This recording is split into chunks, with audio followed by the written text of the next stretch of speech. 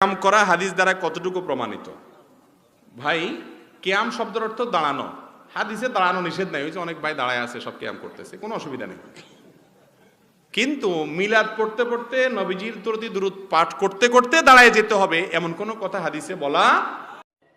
টিভির মুন্সিরা পীরই হোক, ইচ্ছা করে যদি কোনো পীর সাহেব ছবি ভিডিও করে, ও হারামি পীর।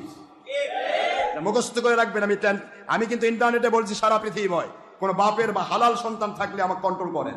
আর সবচাইতে বড় কথা, এই টিভির মুন্সি যেগুলা, যেটাই হোক, আমার কারোর সাথে গল্প নেই, কারোর সাথে গন্ডগোল নেই, মারামারি নেই, ঠেলাঠেলি নেই, আমি কারোর সাথে আমার জমি কাজা নেই। এক কথায় মনে রাখবেন, আমার নবীজি পাক সাল্লাল্লাহু আলাইহি ওয়াসাল্লাম মদ হারাম করেছেন।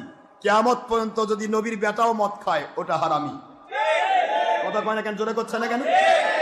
আমার নবীজি ছবি ভিডিও হারাম করেছেন। কোন নবীর বেটাও নাজিল হয়ে কয় ছবি ভিডিও জায়েজ, তাহলে ওটা বেঈমান।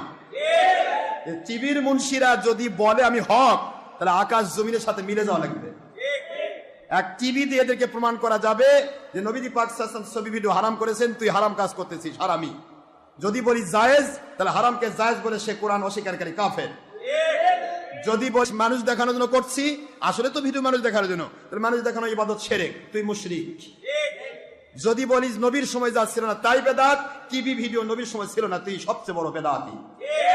এক কথায় যে একটা টিভির মুন্সিকে আমি ধরি, ওকে একসাথে বেদাতি, ওকে হারামি, ওকে বেঈমান এবং পরিষ্কার মুশরিক আমি প্রমাণ করব, এতে সে কন্ট্রোল করতে পারবে না। ইনশাআল্লাহ বলেন না জোরে? কাজে তাদের ওয়াজ শোনা হারাম। আল্লাহ বলেছেন, ওয়ালা তুতি মান আগফালনা কলবাহু আন যিকরিনা ওয়াত্তাবা হাওয়া ওয়া কানা আমরুহু ফুরুতা। এক কথা আল্লাহ বলে দিয়েছেন, ডোন্ট ওবে দেম, তাদেরকে অনুসরণ করবে না যারা আমার আল্লাহর কোরআন রাসূলের সুন্নাহ তার সামনে থাকার পরেও হারাম হালাল উল্টা পাল্টা করে, আমার জিকির থেকে গাফিল হয়ে যায়, এবং যারা নফসের গোলামি করে। এরা প্রত্যেকটা টিভির মুন্সি নফসের গোলাম। তাদের নফস চাই সবাই মানুষ আমার দেখুক, আল্লাহ দেখুক আর না দেখুক, আল্লাহ আমার দাম বাড়াক আর না বাড়াক, মানুষ আমার দাম বাড়াক, এটা এদের চাহিদা। যার কারণে নফসের